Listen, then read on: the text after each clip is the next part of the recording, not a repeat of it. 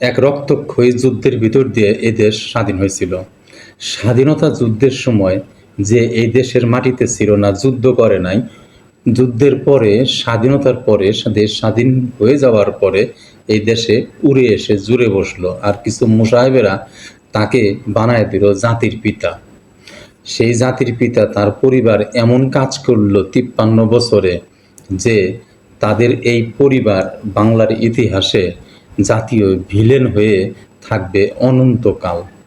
এই মোসাহেবেরা কিন্তু খুবই ভালো আছে, এখন উন্নত দেশে গাড়ি বাড়ি ব্যাংক ব্যালেন্স নিয়ে বেহেশতের জীবনযাপন করতেছে।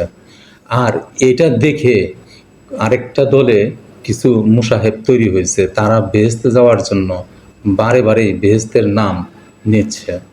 ইতিহাস তার নিজের গতিতেই চলে, সময় ইতিহাসের পাতায় তার নিজের জায়গাটা ঠিকই করে নেয়।